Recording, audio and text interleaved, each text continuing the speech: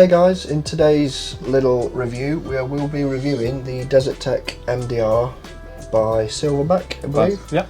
And Dom's been out today for its first gameplay. He's not touched it. All we've done is put a battery in and just give it a go. Fresh out of the field. So, thoughts? Initial thoughts? Not great. Not great, unfortunately. There was a big hype for it. Obviously it was batch 1 release and lots of issues which we've been keeping an eye on. This has been pre-ordered since January.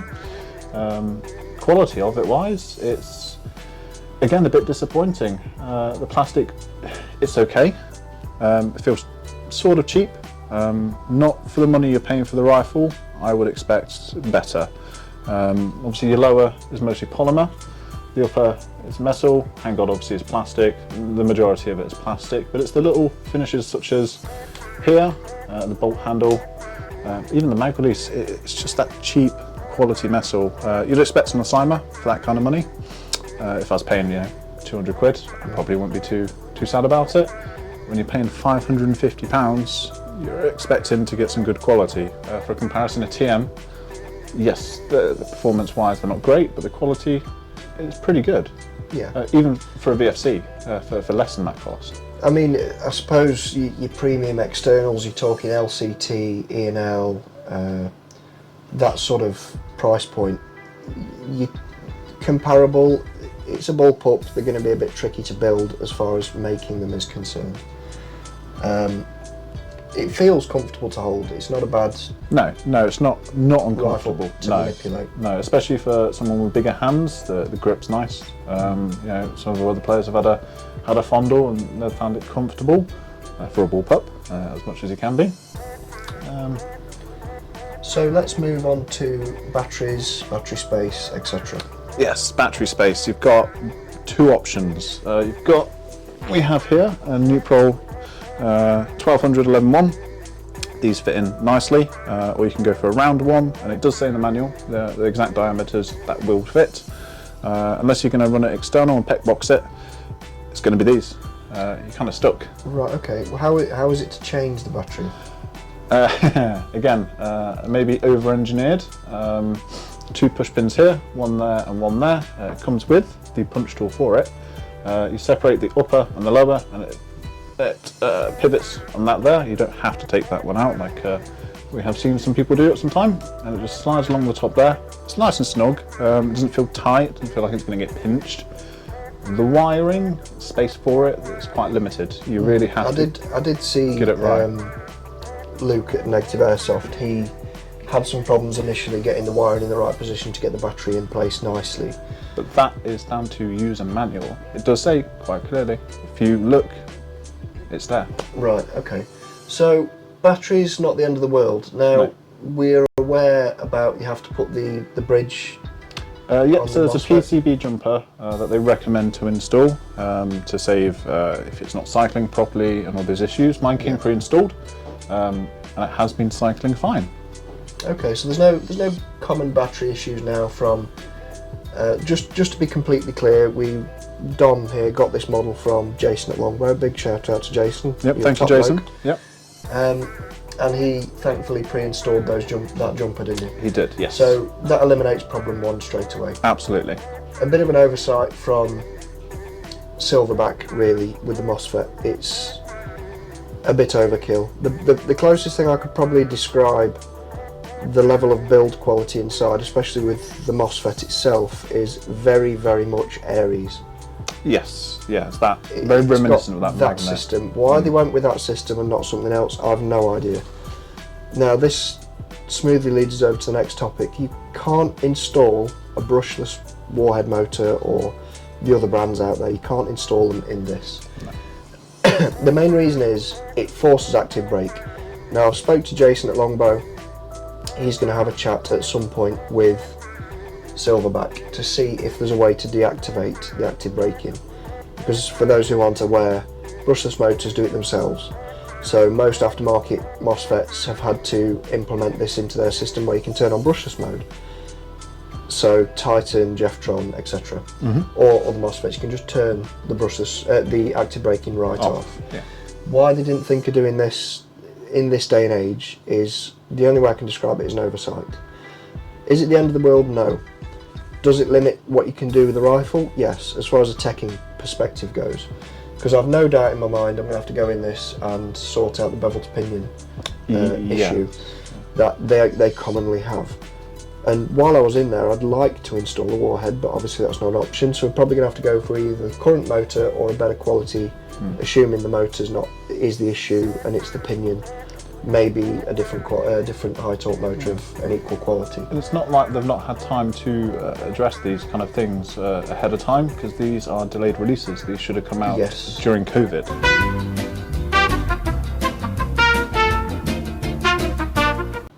So they've had what, a year and a half on it. They've had time to do R&D, and from the whispering online, they didn't really get in touch with many techs. Now, if they'd have just spoke to the teching community, they would have guided them quite happily for free. This is what we'd like, and they could have delivered a far superior product. Now, out the box, shooting, gameplay wise, how did you find it? So we've had back onto that subject. It's first run out today.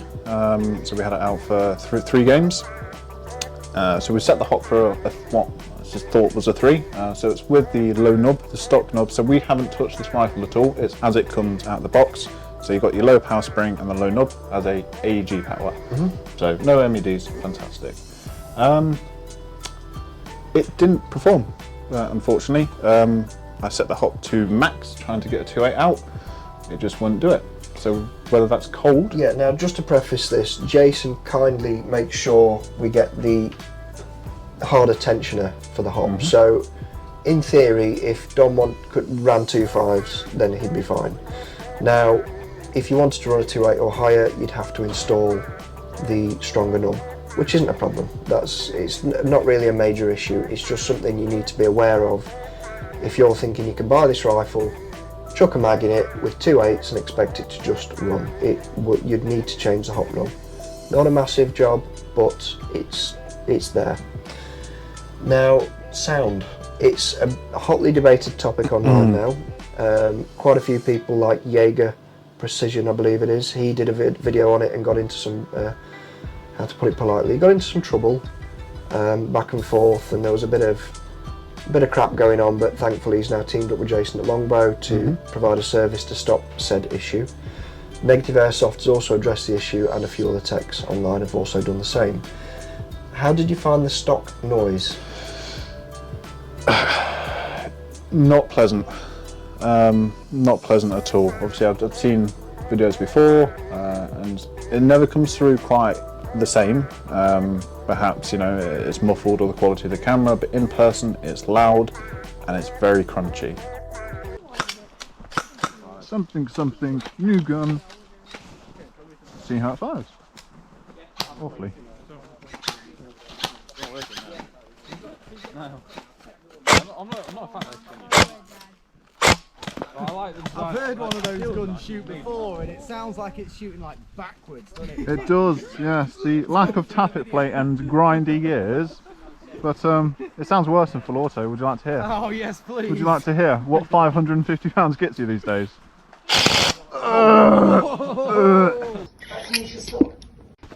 Yeah, it's awful. Good luck with that. That's not what I was going for.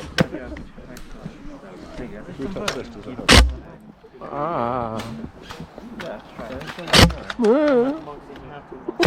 you want to feel the quality? Give it a go. Yeah. Oh dear. Yes. Yes. I was expecting it. Yes, I was expecting better. A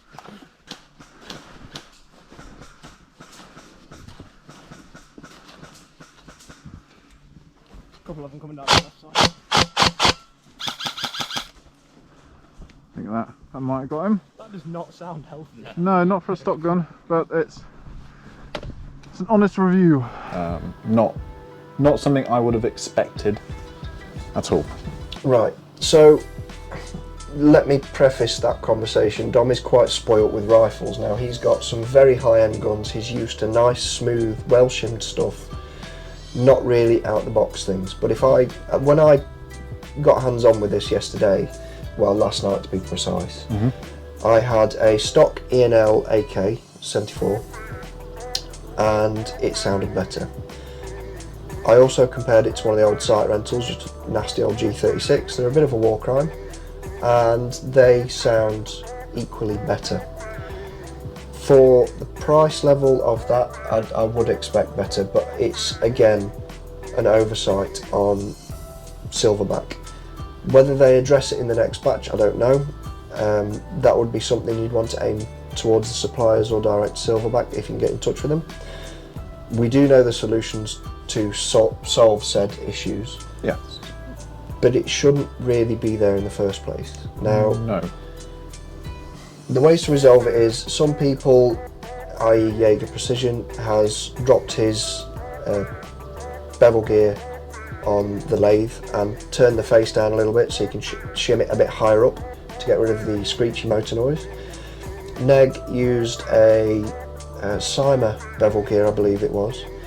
Other people are using the, I'm trying to think now, it's the ASG line, I think it's the Ultimate Series motors, because the pinion must be a slightly different design so it lines up nicer without having to change the shimming much. What we're going to do, we can't quite decide yet. When I get in there, I'll probably just address it on the day. I'm probably going to try an SHS bevel to start, because they're a good quality bevel. Yeah, We'll just go from there. Yeah. Play it by ear, and when I do eventually come around to doing this, I'll probably do a break open video and we'll just see how it goes.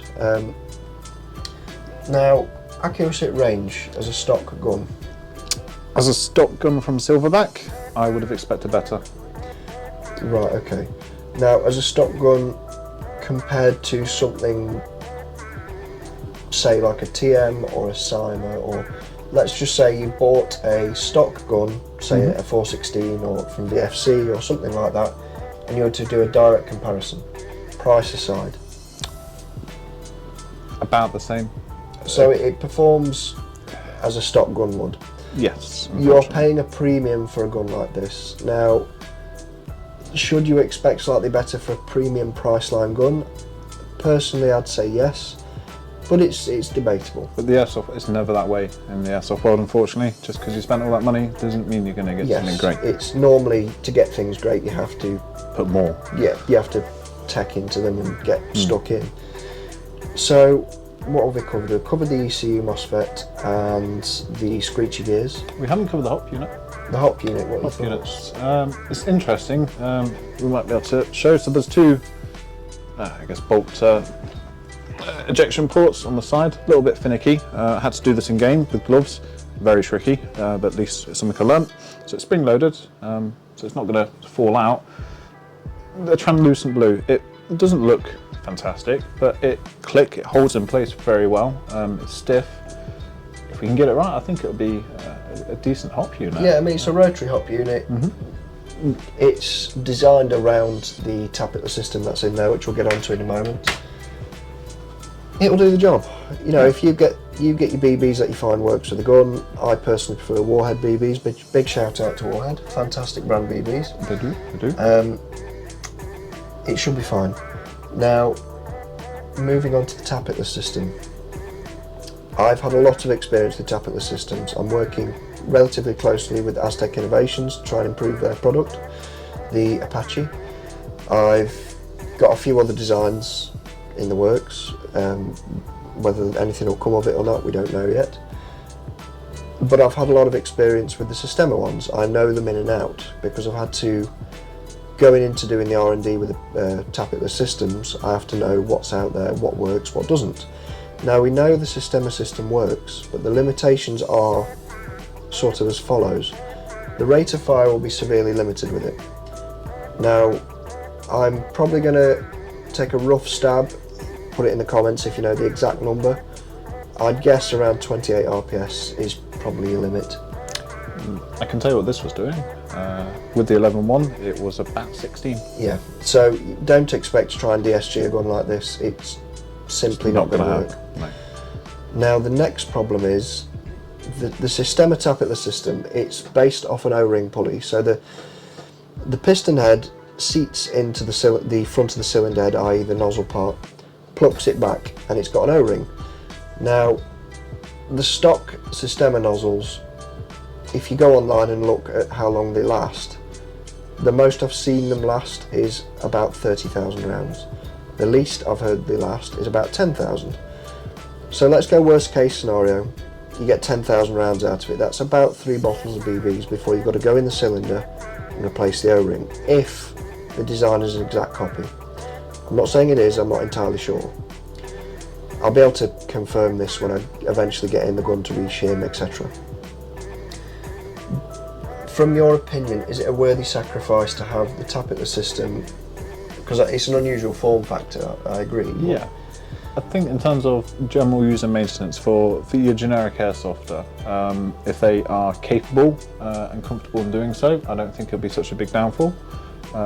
It'll be easier for them to maintain.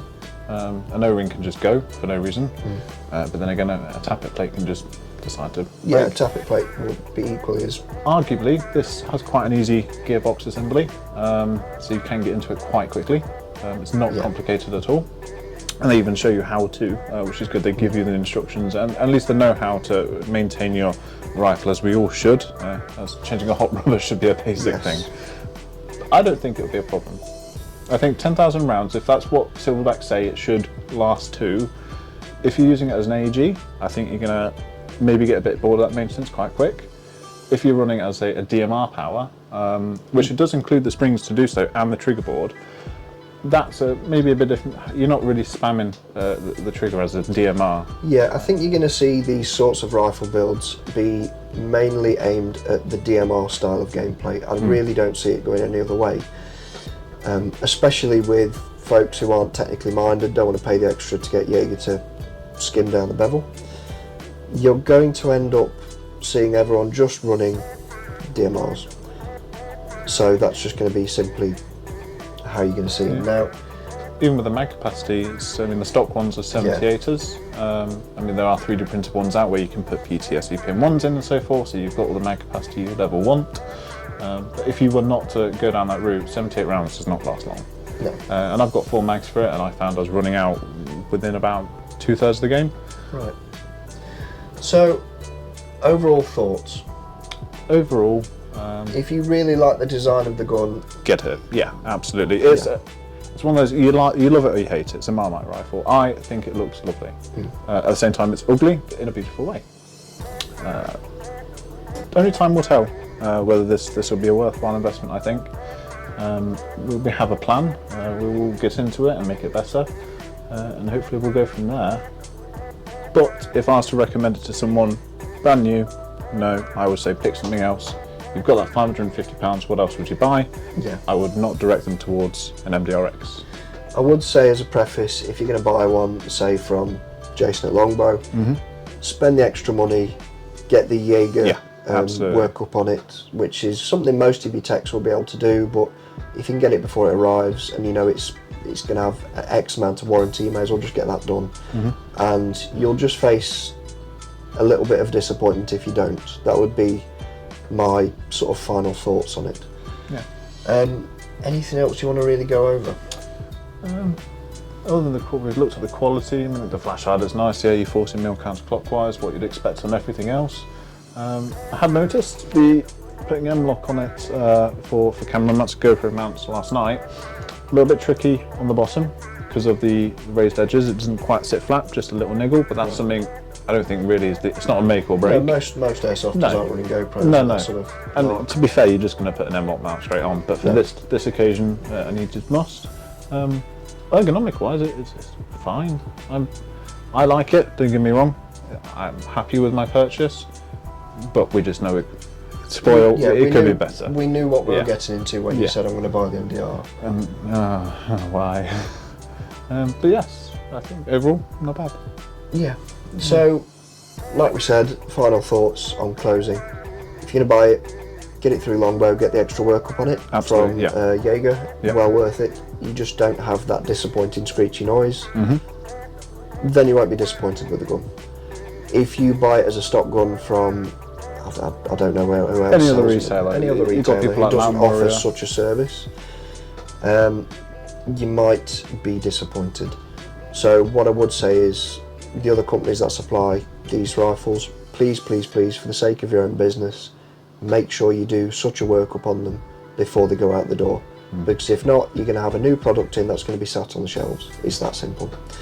Well, something else Jason did, and he did announce that he would check over every single MDRX that came in, because there were a few issues with body wobble and stock wobble and so forth, and this one was checked over. So shout out to Jason for making sure it was absolutely sound, and it was the best it could be, because obviously he's not going to send a product out that's just going to come straight back. And just to be completely clear, this review, we're not coming from a biased place. Dom spent his own money on buying this. I'm affiliated with Jason and Longbow purely because I have a trade account with him through Nemesis Tactical, and I know him through chatting. You know, if I have an issue with a sniper rifle, I can give him a call, that sort of thing. So it's more, I'm not willing to just shit all over a rifle because that seems to be the going thing. We need to come from a place of, this is the issue, this is our thoughts. We'll get another video done when we go inside of it on exactly how to fix it. And I think pretty much we'll leave it at that. I'm pretty happy with that as a whole. Yeah. For that. So don't forget, if you find this video useful at all, like and subscribe. Always helps on the algorithm. We're a growing channel. Give Dom a follow on, what's your tag? On Instagram we are carebear_airsoft, or you can find us linked to Nemesis Tactical, also on Instagram. Soon to be on TikTok. Hello darkness, my old friend. Yes, unfortunately. Now, he will be posting regular content updates, occasionally with the MDR, so just keep your eyes peeled. If you're interested in the rifle, follow Dom or follow the channel, and eventually you'll start to see a bit more content on it. Now, if anyone has any questions, please put them in the comments. I do take my time to respond and read all of them. And yeah, we'll leave it at that. So cheers, guys. Cheers.